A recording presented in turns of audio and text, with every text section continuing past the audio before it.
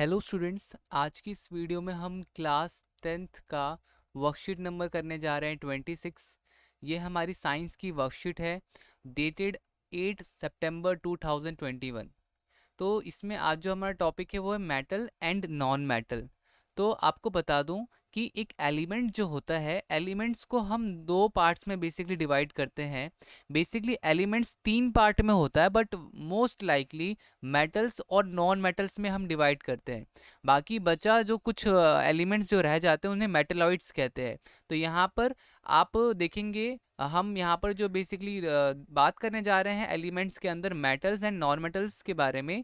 तो मेटल्स हो गए जैसे हमारा आयरन हो गया, एल्युमिनियम हो गया, सिल्वर हो गया, कॉपर हो गया, गोल्ड हो गया। ये सब क्या है? ये सब आ जाते हैं आपके मेटल्स के अंदर। नॉन मेटल के अंदर आपके आ जाएंगे गैसेस, लिक्विड्स वगैरह, जैसे हाइड्रोजन हो गया, नाइट्रोजन हो गया, सल्फर हो गया, ऑक्सीजन हो गया। तो ये सब क्या होते हैं? ये सब आपके नॉन मेटल्स होते हैं, ठीक है। तो अब हम बात करते हैं फटाफट से इनकी फिजिकल प्रॉपर्टीज के बारे में। तो सबसे पहले मैं आपको बता दूं मेटल्स क्या होता है। मेटल जो होता है काफ़ी ज़्यादा शाइनी होता है, लस्टरस कहते हैं हम इसे। तो ये क्या है? लस्टर, ठीक है। मेटल को हम क्या कहते हैं? लस्टर। लस्टर मीन्स कि शाइनी सरफेस वाला। बट नॉन मेटल क्या होता है? नॉन मेटल शाइनी नहीं होता, वो उनका जो सरफेस होता है वो काफ़ी ज़्यादा रफ होता है। तो इसलिए यहाँ पे लिखा है they do not have shiny surface. So यहाँ पे एक्सेप्ट आयोडीन, 1 मार्क्स में क्वेश्चन आ सकता है। एक ऐसा नॉन मेटल भी है जो बहुत ज़्यादा चमकदार है, बहुत ज़्यादा लस्टरस है। वो कौन है? वो आयोडीन है। बाकी जितने भी नॉन मेटल है वो क्या है? वो लस्टरस नहीं है, वो शाइनी सरफेस वाले नहीं है।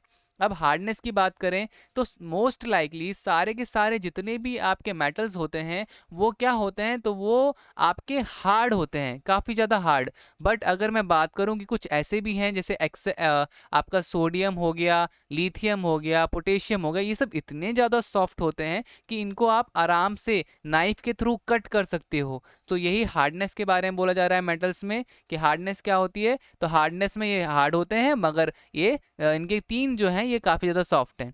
नॉन मेटल्स में नॉन मेटल जनरली सॉफ्ट होते हैं, मगर एक को छोड़ के। एक कौन? डायमंड। डायमंड इतना ज़्यादा हार्ड होता है, ये मेटल से भी हार्ड होता है, इसको तोड़ना बहुत ज़्यादा मुश्किल होता है, ठीक है।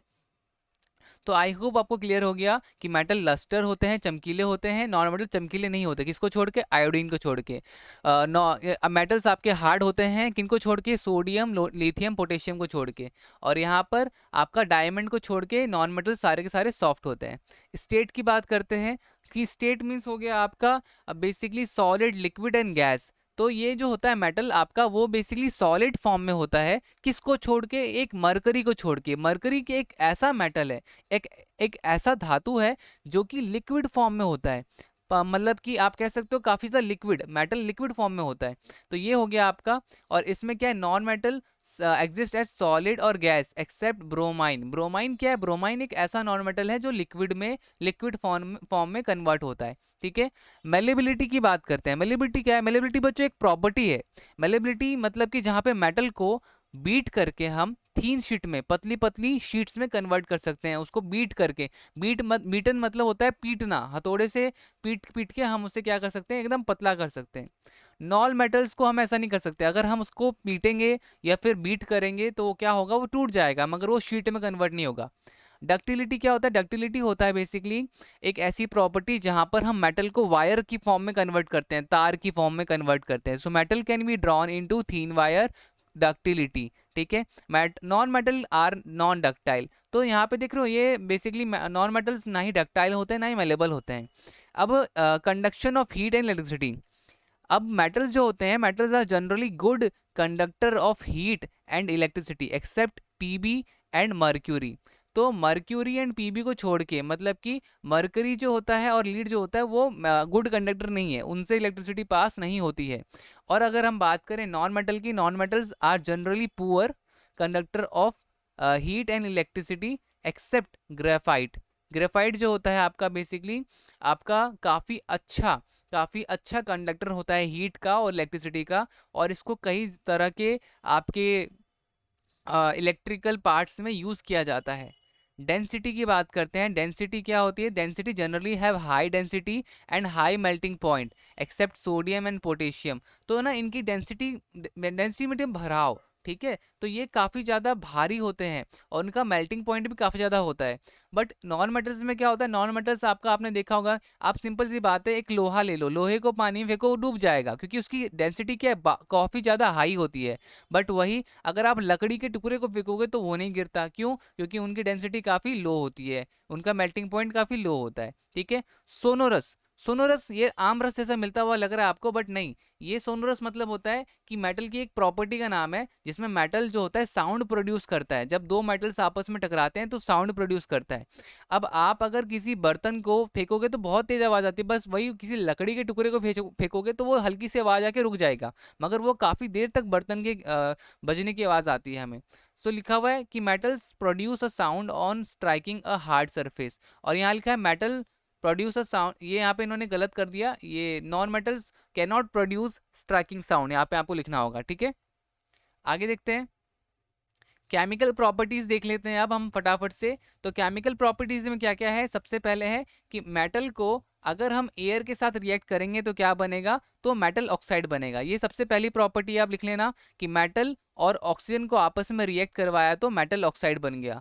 अब एग्जाम्पल के लिए कॉपर और ऑक्सीजन को हमने मिलाया तो कॉपर ऑक्साइड बन गया, एल्युमिनियम ऑक्सीजन को हमने मिलाया तो एल्युमिनियम ऑक्साइड बन गया। ठीक है, तो ये बेसिकली हमारा पहला रिएक्शन हो गया। ठीक है, अब आपको मैं ये बताना चाहता हूँ कि बेसिकली हर कोई इस तरीके से नहीं, कुछ ऐसे ऐसे भी एलिमेंट्स हैं जो बहुत ज़्यादा वाइगरसली, मतलब बहुत ही भयंकर तरीके से आपका रिएक्ट करते हैं, जैसे कि सोडियम हो गया और पोटेशियम हो गया, react so vigorously they kept catch fire.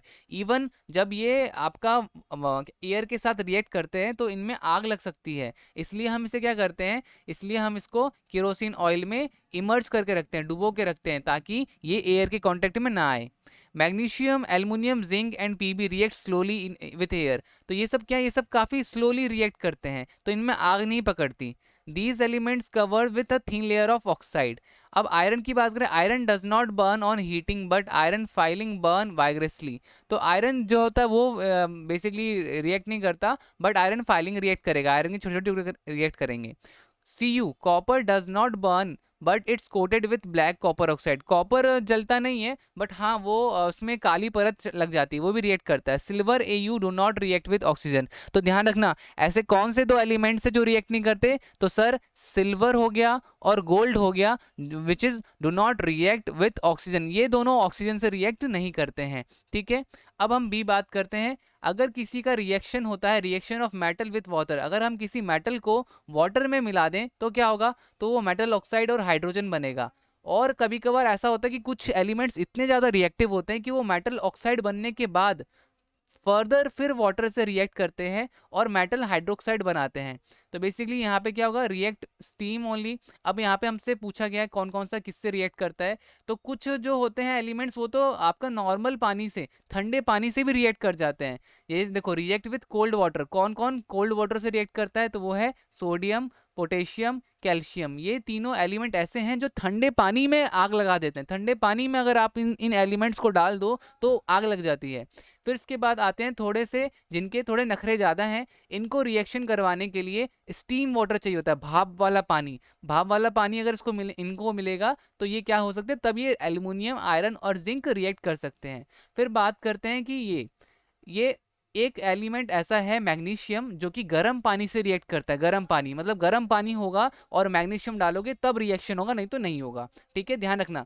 कुछ तो हैं जो ठंडे पानी में रिएक्ट हो जाते हैं, कौन कौन से, सोडियम, पोटेशियम, कैल्शियम। कुछ तो हैं जो गर्म पानी जिन्हें चाहिए होता है वो है मैग्नीशियम, और कुछ को स्टीम वाटर। ठीक है, अब अगर बात करें पीबी, कॉपर, Au, Ag, ये सब रिएक्ट नहीं करते पानी के साथ। ठीक है, और इसके बाद CaMg float on reacting with water.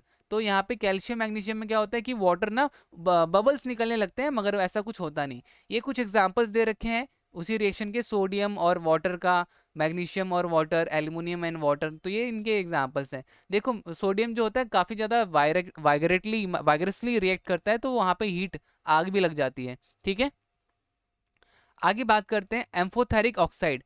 एम्फोथेरिक oxides क्या है? हमने पढ़ा है metal oxides which is react with both acidic as well as base to produce salt and water. अब हमने ये पढ़ा है कि जब हम एसिड और बेस को आपस में मिलाएं तो क्या होता है, तो हमारा सॉल्ट एंड वाटर बनता है। बट यहाँ पर ये कुछ ऐसे ऑक्साइड्स हैं जो कि एसिडिक भी हैं एज वेल एज बेसिक भी हैं। बच्चों हमने पिछली क्लास 9th का अगर आपको याद है, और नहीं याद है तो मैं बता दूं कि मेटल ऑक्साइड्स जो होते हैं वो बेसिक इन नेचर होते हैं बेसिकली, ठीक है। बट अगर कुछ ऐसे मेटल ऑक्साइड्स जो कि एसिडिक और बेसिक दोनों ही बिहेव करे तो हम उसे एम्फोथेरिक ऑक्साइड कहते हैं। जैसे कि यहाँ पे एल्युमिनियम हो गया जो HCl के साथ रिएक्ट करके सॉल्ट एंड वाटर बना रहा है, और यहाँ पे एल्युमिनियम ऑक्साइड वापस से बेस के साथ भी आपका बेसिकली सॉल्ट एंड वाटर बनाते हैं। तो ये बेसिकली कुछ रिएक्शंस थे, ठीक है। वापस से बता रहा हूँ कि मेटल ऑक्साइड्स क्या होते हैं, मेटल ऑक्साइड्स होते हैं बेसिक इन नेचर, बट अगर कुछ metal oxides acidic as well as basic behave करें तो उन्हें हम एम्फोथेरिक ऑक्साइड्स कहते हैं। एग्जाम्पल के लिए जिंक एंड एल्युमिनियम ऑक्साइड। अब चलिए बच्चों, हमारे पास ये जो क्वेश्चन है अब हम ये करेंगे फटाफट से। ये हमारे पास 4 क्वेश्चन हैं, तो चलिए स्टार्ट करते हैं। जैसा कि पहला क्वेश्चन है, name a metal which is liquid at room temperature. तो भैया उस मेटल का नाम क्या है जो लिक्विड है? तो आपको स्क्रीन पे दिख रहा होगा कि वहां पे जो मेटल है वो कौन सा है, तो वो बेसिकली आपका मरकरी है। इसे मर्क्यूरी, मरकरी कुछ भी कहते हैं, कोई सी भी करी बोल दो, स्पेलिंग सही लिखना, आंसर आपका सही मिल जाएगा, तो मार्क्स आपको मिल जाएंगे, ठीक है। तो पहले का आंसर हो गया। सेकंड है, explain the meaning of malleable and ductile. तो मेलेबल मतलब क्या होता है? मेलेबल एक ऐसी मेटल की प्रॉपर्टी होती है जिसकी वजह से मेटल को हम कन्वर्ट कर देते हैं थीन शीट्स में, ठीक है। जैसे आयरन या एल्युमिनियम फॉइल, आप सबने देखा होगा लंच के टाइम पर हमें मम्मा वगैरह जब कुछ खाना देती थी तो जो रोटी वगैरह होती थी उसमें व्रैप करके देती थी एल्युमिनियम फॉइल में, तो वो भी क्या है, वो थीन शीट्स है, ठीक है। इसके बाद डक्टिलिटी के बारे में बताना है तो वो भी मैं बता देता हूँ यहाँ पर बेसिकली, ठीक है। तो ये आपका बेसिकली डक्टिलिटी में जो है, डक्टिलिटी में आप लिखोगे कि द प्रॉपर्टी, यहाँ पे मेलेबिलिटी के बारे में तो आपने लिख लिया। अब डक्टिलिटी में आप लिखोगे the property by which metal can be drawn into thin wire, जैसे इलेक्ट्रिसिटी वायर्स हो गया, ठीक है। तो ये हो गया हमारा। अब क्वेश्चन नंबर 3 देख लेते हैं। क्वेश्चन नंबर 3 है आपका, why are sodium and potassium store under oil.